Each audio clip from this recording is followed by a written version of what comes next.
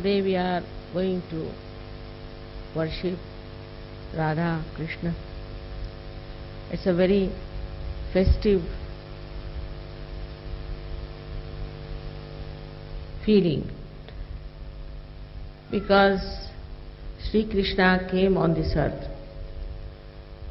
at a time when people had become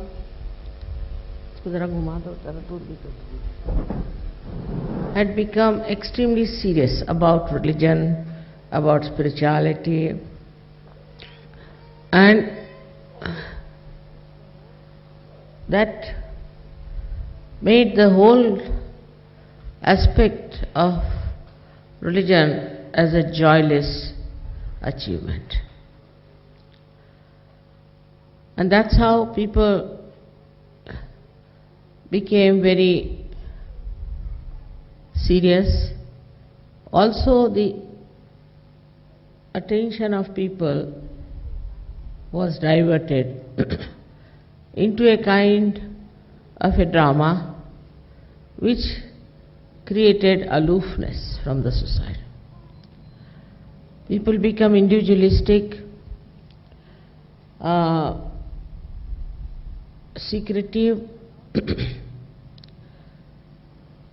and all such people's children also became the same style, because a kind of a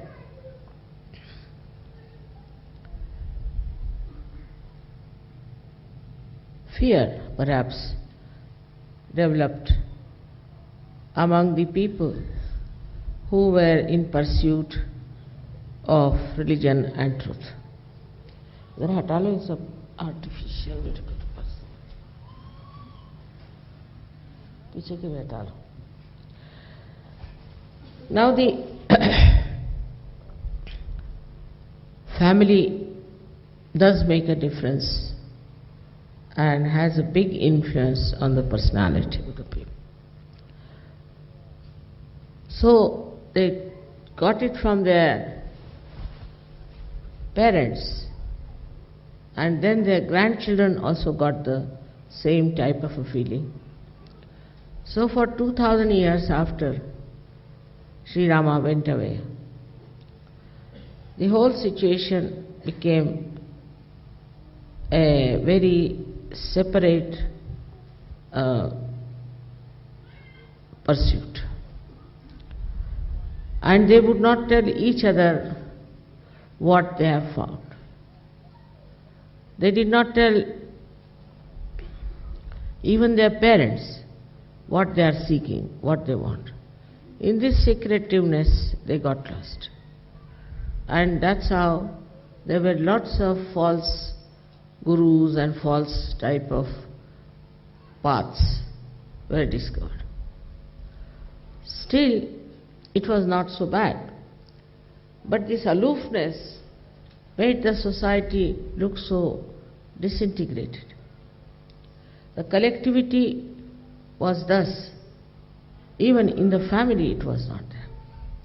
The father wouldn't talk to the son, he wouldn't talk to his wife, or maybe the wife may not talk to her children. They religiously followed, in India especially, followed the dharma part. But they went to the right side, I would say. In such an austere manner, they followed Gita without seeing through the lines what was written there. As I have told you many a times, that when he talked of Karma Yoga, he said that action should become non-action, akarma. How? He said, put everything at the lotus feet of Sri Krishna. But that never happened. You see, because unless and until you get your self-realization, you always think you are doing something. You are achieving something. And when you start doing like that, then you also start sometimes overpowering others, dominating others. And there is another group that starts thinking that I am being aggressed, I am so much in pain, in trouble. So there are two types of people developed. One aggressive type and another were the people who were absolutely crying and weeping. In those days, of course, before Krishna came, all these things were such. So Krishna started talking about the quality of a Sahajogi. He said that Sahajogi is a balanced person. For him, happiness and unhappiness has no meaning. Whatever he does, he feels it's all done by God Almighty. But you have to be Sahajogi to be that way. Though he described as Sahajogi, there were no Sahajogis at that time. Mostly people were extremely austere. They went to Himalayas and all the places for seeking truth. What Gita had told, they followed it. So the another thing started was a bhakti cult. In the bhakti cult, when they moved in a collective, see, they thought we should have a bhakti of Sri Ram. And in that bhakti also, they were secretive. They wouldn't tell anybody what they were doing and what was it. But Sri Krishna came and he talked about bhakti. That he said that you have to have bhakti when it is absolutely surrendered to God. Ananya means that you are not the other. You become one. And this is what people missed it. Because they thought Ananya means complete, full, from the heart. It was not so. So Sri Krishna was also misunderstood by these people, and they went to another extreme. With this Ananya Bhakti, now a big wave started in Bengal only. And people used to run on the street, Hare Rama, Hare Krishna, used to do all kinds of things all over, without understanding what he said about bhakti, how to have bhakti. Without connection, there is no bhakti according to him. So some people got lost into that kind of a bhakti, which was not at all meant for your ascent, for your evolution. But with that, you see also so many saints who came, they didn't know what to tell people about because they couldn't give them realization. So they said you should remember God, you should remember the name of Sri Ram, Sri Krishna and all that. Especially in Maharashtra, there were many saints who said that try to remember the name of God. But it didn't mean just remember means just all the time to say, oh, do whatever you like and say, I remember God. So, you see, they also have failed that way, I should say, because they never understood what sort of human beings they were facing.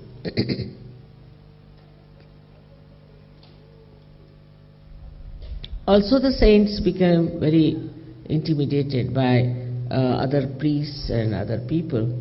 So in that we have two types of saints, where we have people who are talking of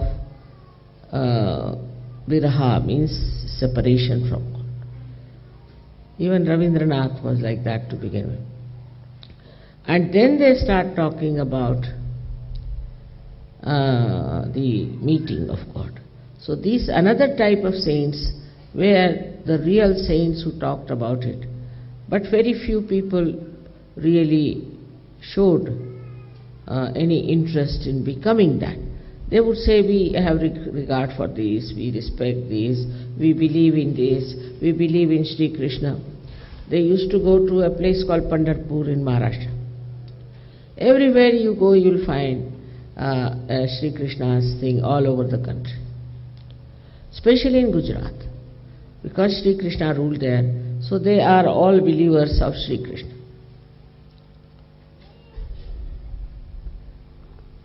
What he came for was for God. He was talking about realization. He was talking about connection. So, in all these preachings, they could not read between the lines and they started doing on their own. In our history, we have horrible things done in the name of Sri Krishna. Not only Hare Rama, Hare Krishna. We have a temple of Srinathji, and that temple was created for a deity which was very vibrating, was the deity of Sri Krishna when he ran away from the field of battle, Ranchhod Das. Now when he ran away from the field of battle, it was because he wanted to deceive one monster and to get him killed. So this Ranchhod Das state was very important, because how he tricked this horrible monster and how he managed to take him to a cave where a saint was sleeping and who was given a sort of a boon that anybody who tries to wake you up, you can open your third eye and kill him. So Sri Krishna played a trick. He ran into his cave and this monster also ran after him, running away from the battlefield, and he put his shawl on top of this saint who was sleeping. So the monster came behind him. He said, "So now you are tired running and you're sleeping here." And he pulled the shawl. As soon as he pulled the shawl, this saint got up and he burnt. And that's how he killed this Rakshasa, the devil.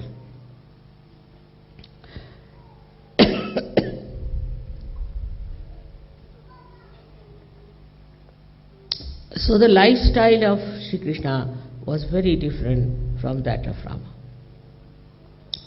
Rama was the one who accepted everything. He went in the exile, and he also spent 14 years. Then he went out in search of his wife, and also his children did not accept him much. Now the aspect of Sri Krishna's life was very different. First thing, he came to know about human beings, that they are very cunning people. And if you tell them about God or anything, they will never accept. They will do the way they think about it. So he said, let us try the other way around. So he played a trick with his preaching, that you have to do your karmas or your actions which become non-action, which is an impossible situation. And the second one, that your devotion should be ananya, when you are connected. Now, these two conditions nobody could fulfill, he knew. So they'll go on working on this, and at the time of Sahaja, they'll come round knowing that they have not achieved anything by practicing all those things, whatever Sri Krishna has said. But his lifestyle was different. When he came as a little boy, he first tried to kill all the monsters who were invading the Gokul, the place where he was living, in a different manner.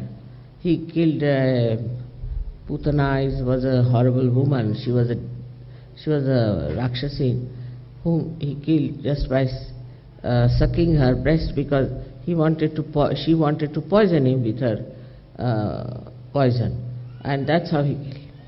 So this shows, you see, that first thing he took to was extreme aggressiveness against all the negative forces that were working, which Rama did not do. Rama succumbed to everything, whatever has happened to begin with. Later on, then he killed Ravana. But as a child, he was a sweet little child, and lots of descriptions are there about him. So from very childhood, the attitude of Sri Krishna was more action as far as the negativity is concerned. And he killed many Rakshasas till he killed Kamsa. So the first part was killing these people, because they were very aggressive and they were sucking the energy of the people, and they were also becoming like megalomaniac, as you call that. They used to think no end of themselves. So you see, he killed their ego, he killed them, so many of them, and then he helped the Pandavas to establish the truth, to help the people who are truthful, who are for truth. But he could not give them realization. He didn't give them realization. Up to a point he brought them to understand that always the truth wins. They call it Satyameva Jayate. Truth wins. This happened at the time when was very important to show that those negative forces cannot overpower, to show how useless they were, to show how they have been active and have been dominating, and everybody had fear, but all of them were neutralized by them. That he can kill all these negative forces. This is one of his styles, which is very important for modern times now. Now in America, as you see, there are so many negative forces that have come up. They are in a different form. They are not like monsters, but they are, by temperament, are monsters. The collectivity that he preached through Rasa Leela and all that he brought in his, I should say, adolescent age, was also remarkable, that he made people dance together, pray together, to be festive, and to know that you are a witness. You are not a slave of religion or of your meditation, but you have to be festive. And he got this introduction of holy festivals and many others like Rakhi Bandhan. All these he brought in because he thought this is how the society will be cleansed, and also they will have a lot of enjoyment. So the idea of enjoyment, he brought it into the lives of people. In a little childish pranks used to play on people just to tease them and make them turn to something that was very great enjoyment. Now his enjoyment was enjoyment of the spirit, the enjoyment, pure enjoyment.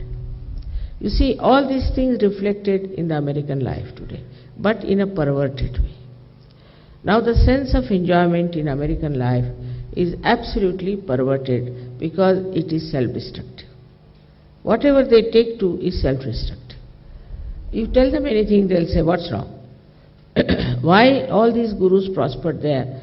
Because they pampered the ego of Americans and said, it's all right. You can do whatever you like as long as you give us money.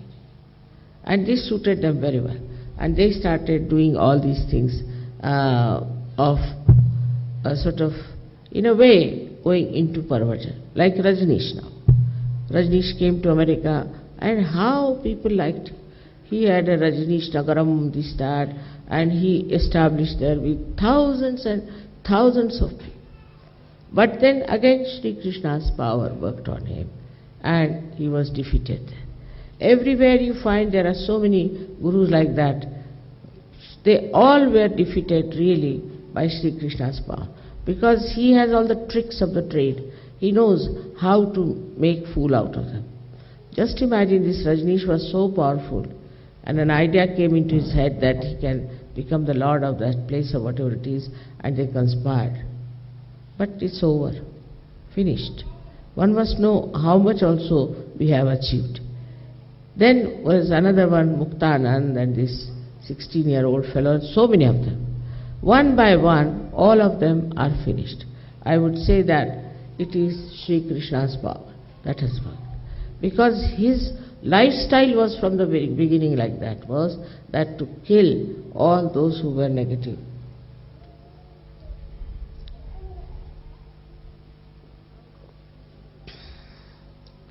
Now if you see in America, I think except for one or two leftovers, most of them are finished. Now there's one more who will be finished also, I'm sure, within no time. And you will see that the influence of these people, negative people will be finished. But as a result of that, as a result of all that, what has happened that people have lost faith in anyone. They have no faith in anyone. They think if these people could deceive us like that, take away our money, we have no money even to educate our children, we have sold our houses. So all these things, you see, made them absolutely flabbergasted.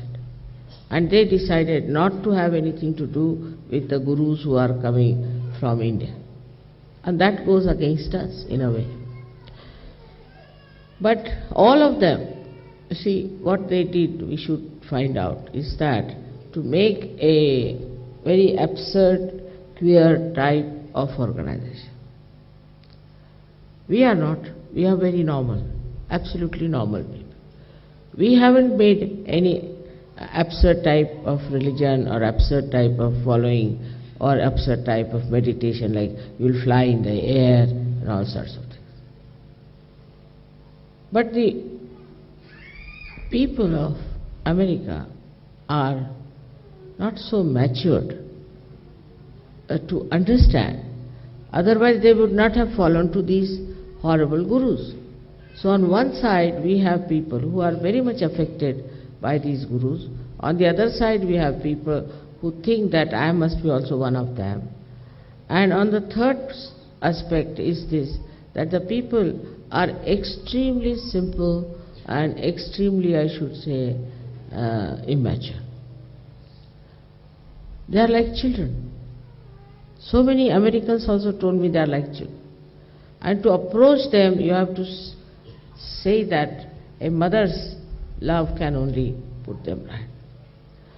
Now, as far as I am concerned, that was the first country I should say I visited for any program.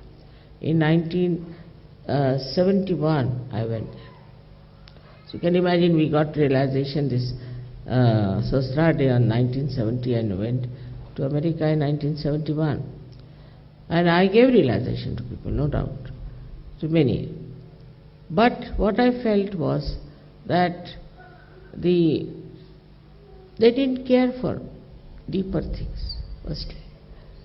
So we lost many Sahajogis like that. Then there were some people who were sick, they wanted their treatment, that's all, nothing more. Then came some people who were taken away, I should say, by other bombastic gurus who told them lots of stories and they claimed so much. So many joined them. Like that it was, I found that the people were absolutely not prepared for such. They were seekers, no doubt, they were seekers. And they had that restlessness of a seeking, no doubt. But they were not, for Sahaja Yoga, they didn't know what to seek, what to get. That was the part where I felt very immature. So after that I didn't go for 9 years, because I thought better devote your time to something else, till these people mature and understand what's wrong with them. Now they have been to gurus and they are lost. There are some who have this restlessness. I see in many things, the articles they write, sometimes the books they write, that there is this kind of a restlessness which is very important for Sahajogis. Most of you have been seekers in last lives and you had this restlessness within you. But with this restlessness, you didn't know what to do, where to go. And with that restlessness, some people went even up to Japan, some Australians came up to America, and all kinds of things happened. That restlessness you cannot describe. But these gurus found a good market, so they came down and tried to overpower. With this restlessness, you see, it was very reasonable, logical to see that you go to somebody, do you get rid of your restlessness or not, minimum of minimum. But that never happened. So when it never happened, you see, they thought that this is missing. Somebody said, no, you have to have another program, or you have to go through another course, this, that. So they went on falling more and more and more. At the same time, negativity of immorality took place. Though if you read the Constitution of America, you'll be amazed. In very subtle ways, it has just supported complete morality. I mean, I was surprised there's a law that when you go out of the house, you cannot wear funny dresses. When you are in the swimming suit also, that is regulated. And nobody can be absolutely nude. Like in Italy, you can find on television such things. So, you see, the Constitution was made with great idea of morality. I mean, the whole basis was people have to become moral.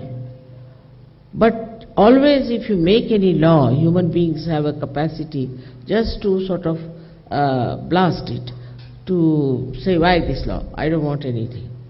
And that's how the idea of control started. How can you control? How can you say one should not do like this? Now this explosion started in the family also, and the children started disobeying the parents. The parents themselves were the same style. Now then the children become the same style. Now the whole thing started exploding, and they thought there's no freedom. Those who don't know how to use freedom should not get any freedom, I think. They must know what is freedom is. Those who respect freedom and understand freedom can only be free people. So in that freedom, with this explosion, they were thrown away. And they started taking to lives which are really absolutely absurd. Calling it most reasonable, most logical. So the people became homosexuals. It's absurd. It's not natural at all. It is absolutely absurd. But when this idea of freedom exploded in them, then all the booths came to curb their freedom. And it's from the booths they got these ideas. And in such a large scale, they are taking it. It's very surprising. Such a large scale, these booths are affecting, and people are getting into it. As a result of that, we started getting all these diseases and all. The worst was, I would say, that at that same moment, the most negative personality from Austria was Freud. He was a Jew, and he was not respected by the people of Americans at that time. So he got hold of some Jews and all that, and then he made up this story about the mother and all that. And he's the one who ruined their lives. Because as soon as they became free, they thought anybody who writes anything black and white is the Bible. They started following this fellow and some others also from France. And just it's a sign of complete immaturity. A mature person won't take to this or won't take to that.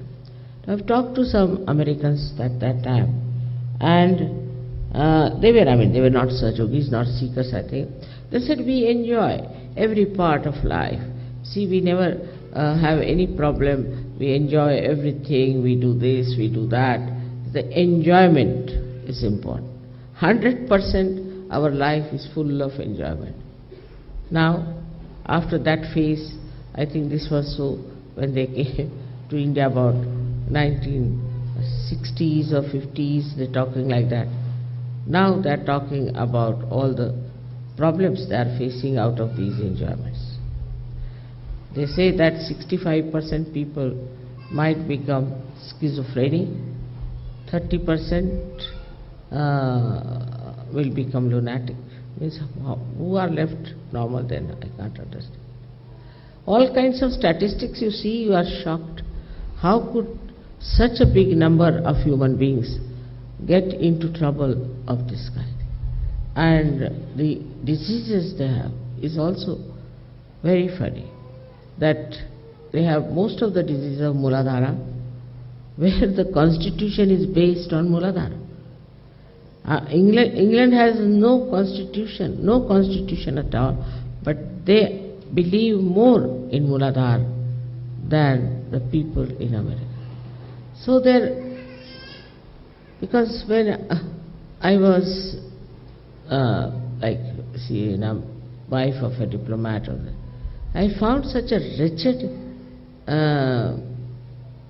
temperament these ambassadors and all these diplomatic people had. I couldn't believe how could they be at the helm of affairs. And from America especially, they would wink at every woman and they would twitch all their faces.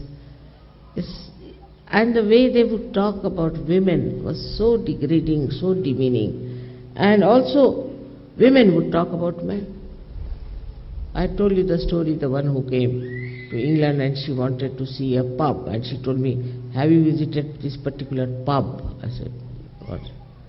And then her two sons, when she went back, she told me, we are very free, we gave all freedom to the children, do what you like. And they were celebrating, these two children were celebrating their birthday, and they had a party with lots of drinks, and the whole house got burned, the children were dead and the parents were dead. She went to see the pub and she had a list of the interesting pubs that there are in England. I mean, this interest in the pub itself shows what sort of a personality she was. She had two children, she had a husband. Husband was a very big man of a very high repute and all that, and his wife was like that. He also used to join. Yes, we gave all freedom to our children. We asked them to do what they like. But they must enjoy life.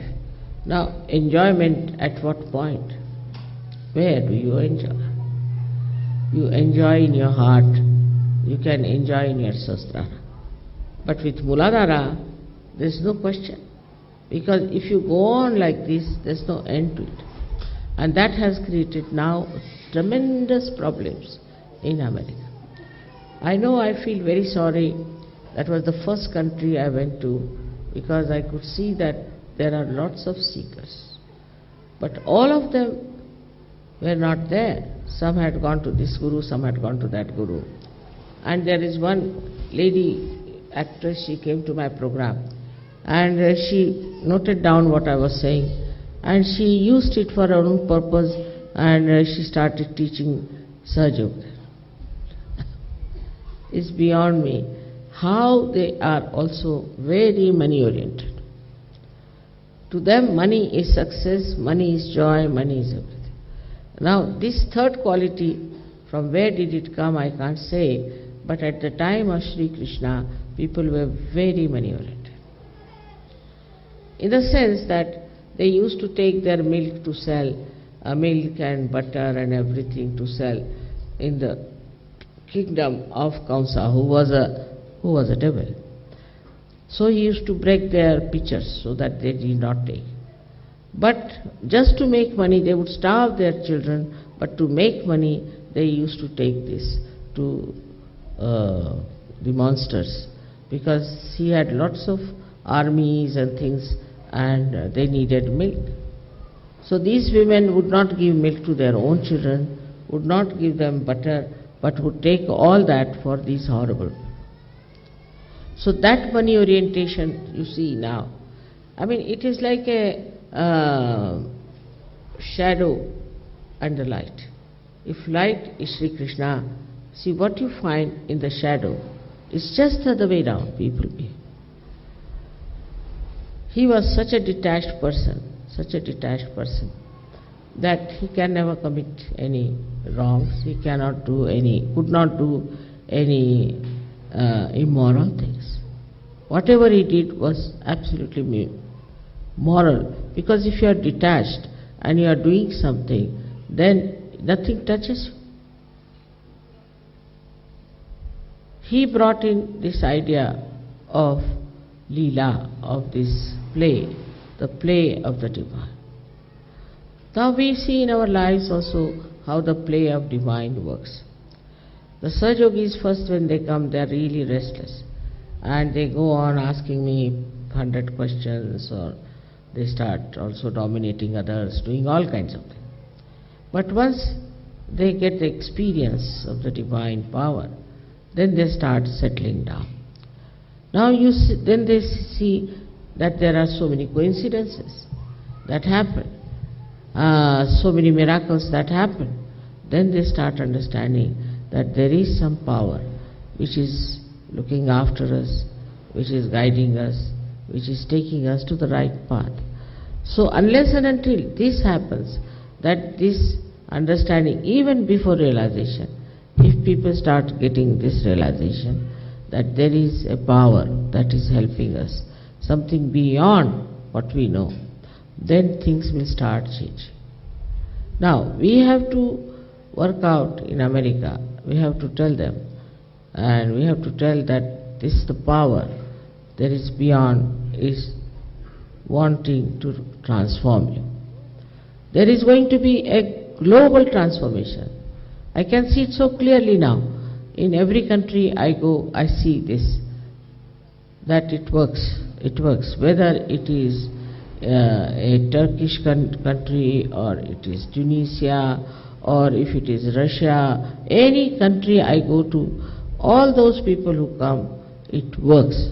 This global transformation I never thought I'll be able to see in my lifetime, but has really reached its highest, I would say, I think so, is the highest point of development. So you are all transformed. This was predicted long time back in India, and also I must say it must have predicted somewhere else also. Now when you start feeling the vibrations and you start using it, then you understand that there is this power, it works. Now then you start seeing energy centers of Swambhus and all that. Then you start understanding this. Goes on, your understanding increasing. But first thing is that they have to believe that there is a power beyond. They may not believe in Kundalini, doesn't matter. But once you know there is a power beyond, then they'll try to work it out. And this is what is very, very difficult, to convince people that there is a power behind. Because they are so conditioned by science, also by their family traditions, also all nonsensical ideas about ego, that they cannot see, this the point is, that the nature is helping. Now why America is such a rich country? Why? They never ask such a question. Why is it so rich? What have they done? What are their punyas? That one of the reasons is that Sri Krishna is Kubera. He is doing his job, I should say. He is working it out.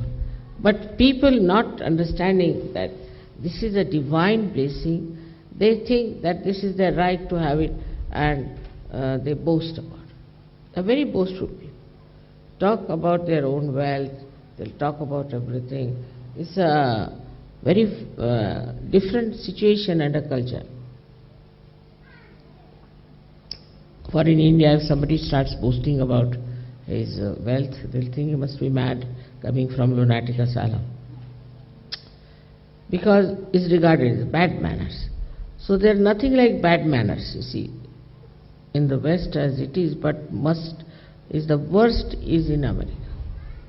I mean, they can abuse their father with a very dirty word.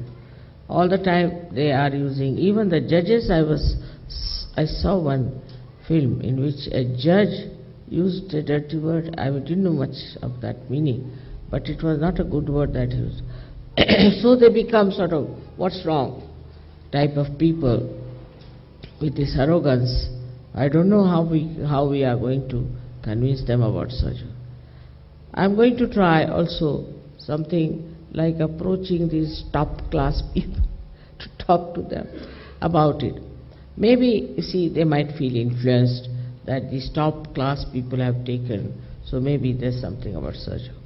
I wonder if they would talk about us so much. what is Sahaja Yoga is, what it is can do to this country. Because we have to save, really save this country. It is from all the sides is under attack, from all the sides. Take morality part, it is under attack. You take from the artist point of view, it is under attack.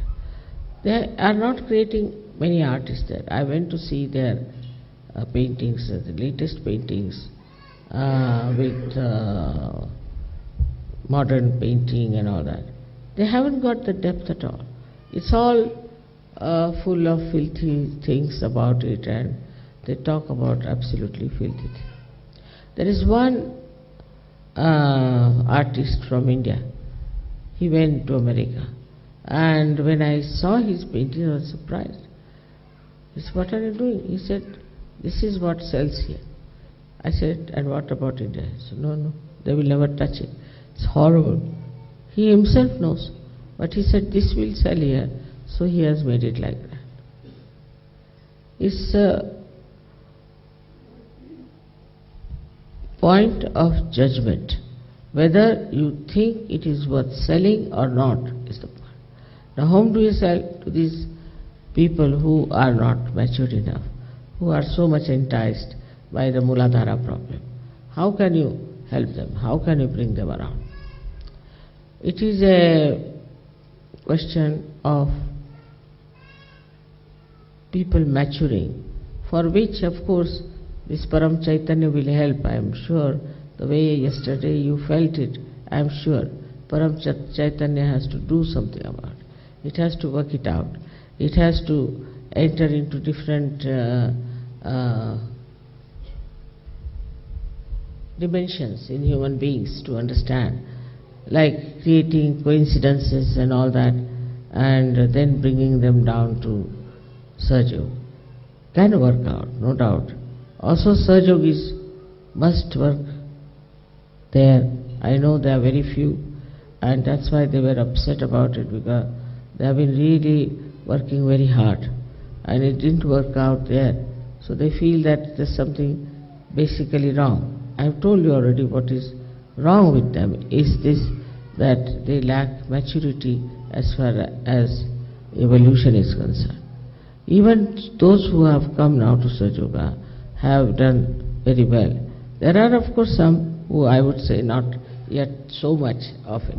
So what you have to do is to get to reality, to know what the problem is really and what we can do about it.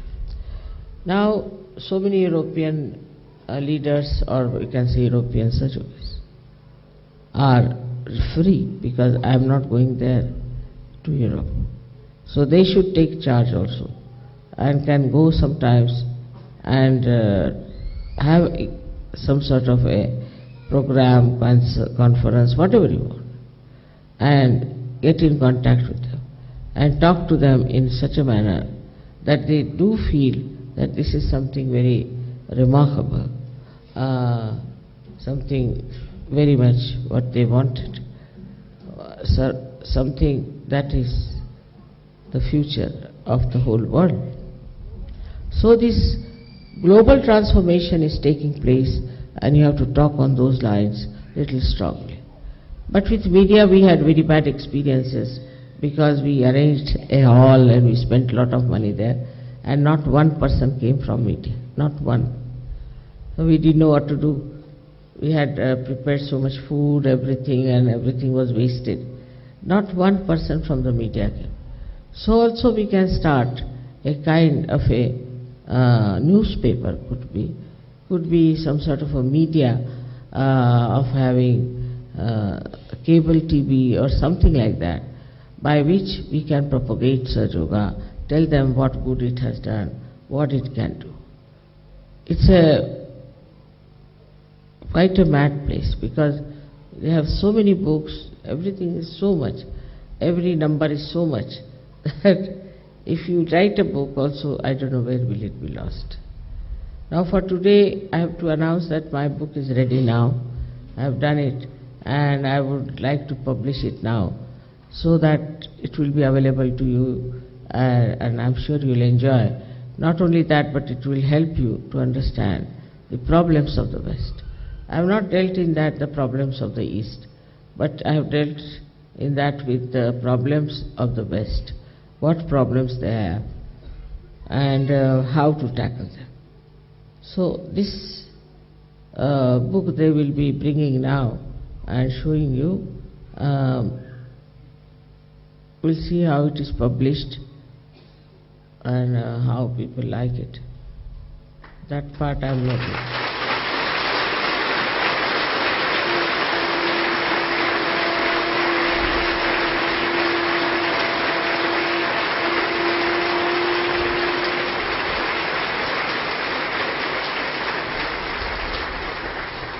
I would say I would not have liked to write a book like that, to be very frank, because for a person like me, I should only write all the splendor of spirituality, all the beauty of heavens, everything, all poetic things.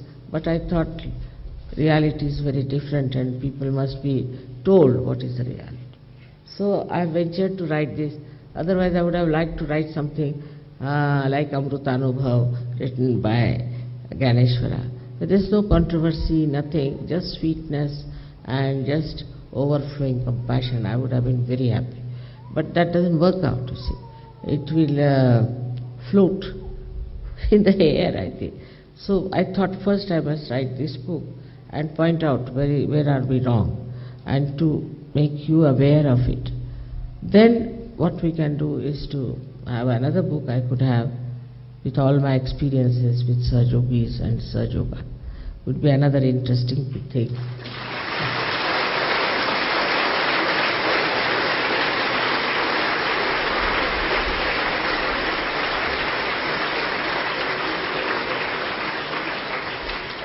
One of the defects of these incarnations that they never wrote a book themselves.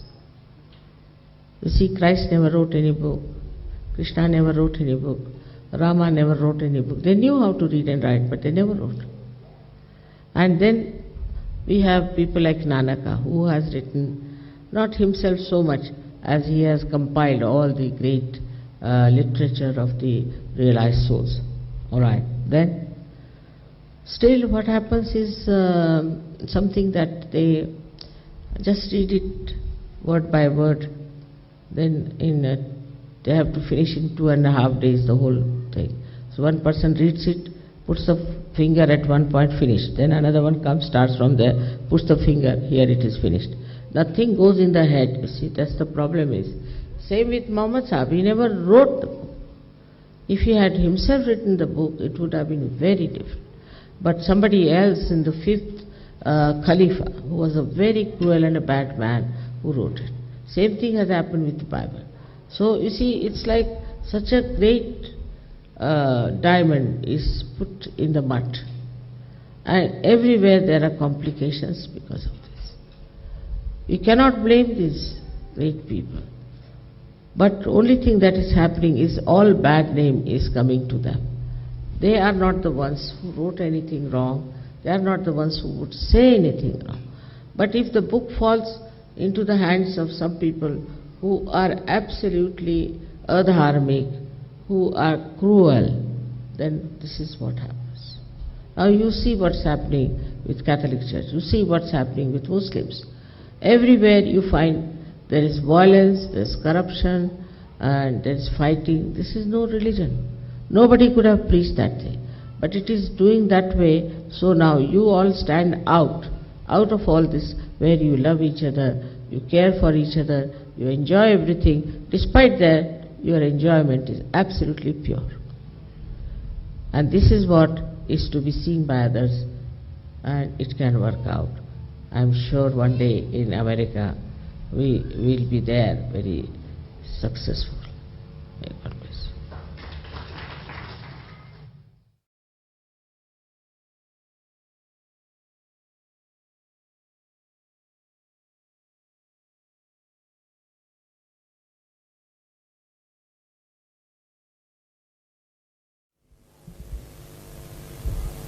This is the book which looks big but won't be that big when it was printed.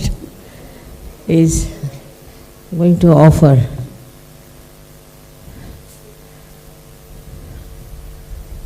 to all the Sahajogis so that they read and find out what's wrong and what we have to do.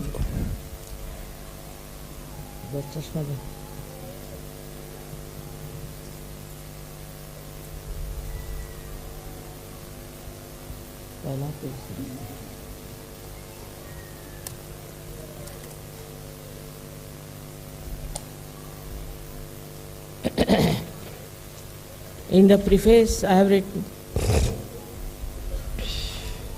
actually I did not want to write a book of this kind. I am a person who is in complete joy of divinity.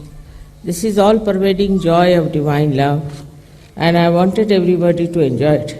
Especially in the West, I saw there are many seekers of truth. There are many scientists who have written voluminous books about consciousness, about awareness. One can give a list of them. But all these books really vary you completely because they do not emit any knowledge of the ultimate truth. I don't want to criticize them. After all, whatever they are doing constitutes honest research.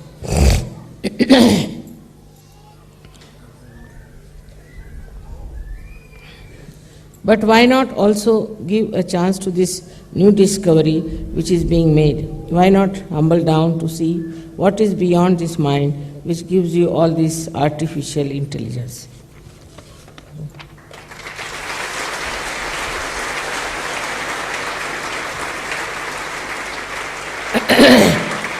It is extremely difficult for me to write about the problems of Western life.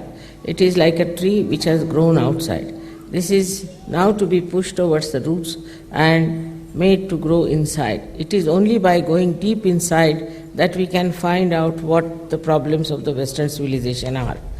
This book is specially meant for the Western people, but unfortunately I have never studied any Western language before.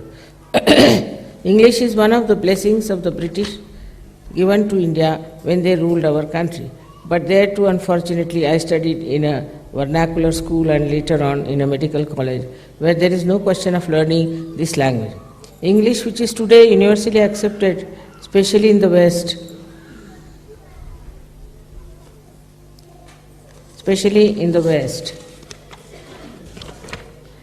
This book is no way to show any flowery language or to show any literary talent of mine.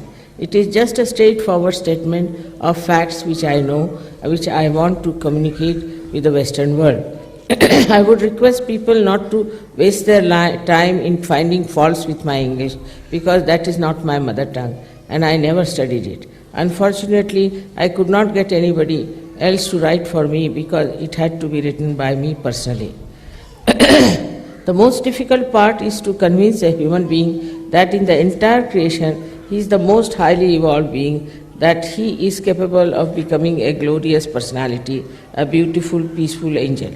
To tell him about the problems of modern times is not a very good way of convincing him about what the human beings truly are. There has been so much demeaning of human beings, so much of degradation in their value system, that I thought that unless and until I go to the roots of the problems, it won't be easy to explain why they should break away from their present shackles in order to evolve and ascend. One has to tell frankly what the problems are and what the real solutions are. Frankly, there is no peace within human beings nor without. The poor and the rich alike are unhappy. Everywhere people are groping for solutions. At the artificial level, the intellectual can work out certain problems about things that we see around in jeopardy. But while a few problems may be resolved in this way, others arise. True solution lies not in the material circumstances outside human beings, but inside the human beings. Inside the human beings themselves. True and lasting solution to present ills can be found only by inner collective transformation of human beings. This is not an impossibility. In fact, it has already happened. There are so many thousands and thousands. There are so many thousands and thousands who have actually achieved this state. काफी गलतियां हैं. The reality of Ama's inner transformation of human beings by self-realization is the most revolutionary discovery of the present age. But so far, very few governments have accepted this discovery, especially in America, England, France, Italy, or Germany. The Pope, who himself is supposed to be in charge of religion, meets false gurus, but he will never meet me or talk to me, though I have met him before he was elected to this job of a Pope. This is not my job, this is not my work, but it is a spontaneous desire of the divine that this should be brought in full swing, so that human beings are raised to a higher state of consciousness by which they can realize what they are, so that they can appreciate and glorify themselves. To me, human beings are like the deities who are still in stone form and who can be transformed with Kundalini awakening into angels. I wish with this book I will not hurt people. On the contrary, I hope to be able to get many more people for this great work of Sahaja Yoga by which they can achieve their ultimate. I have to use humor because by nature I am very humorous, and I see humor in every kind of incident, which people sometimes take very seriously. It is too much for a mother to talk about the ills of her children, but unless and until that is faced, I don't think the children can ever get their benevolence and can reach their ultimate goal, which is their self-realization. So I would ask all of you not to get angry with me, but to understand that out of my tremendous compassion and love, I have written this book for the benevolence of the people, with whatever English I can use, with whatever literature I can use, with whatever style I could adopt.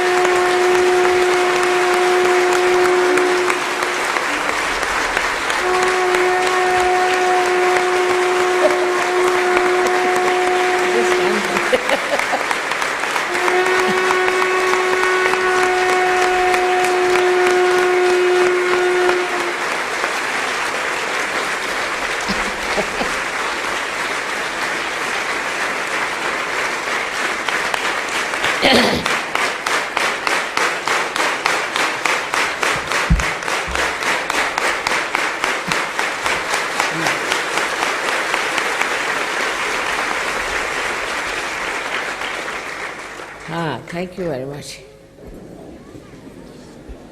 This is just a preface. Just to introduce this book, I thought better be apologetic so that nobody gets angry to begin with. But the book has come out well, I think, and we are thinking of printing it somewhere and getting it done in a proper way. So I think it might be ready by 1 or 2 months' time, and maybe that in Diwali Puja, I can't say when, depends on how they print it. The first edition will be only for Sahajogis. May God bless.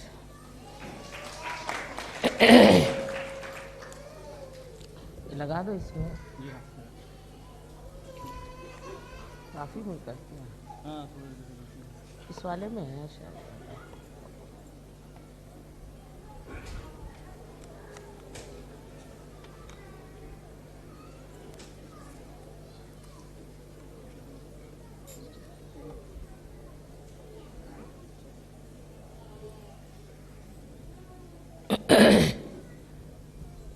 The title of the book is what title? What title? Huh? Modern peace. Modern era. Meta-modern era. Meta-modern era. It is called as Meta-modern era. meta-modern era.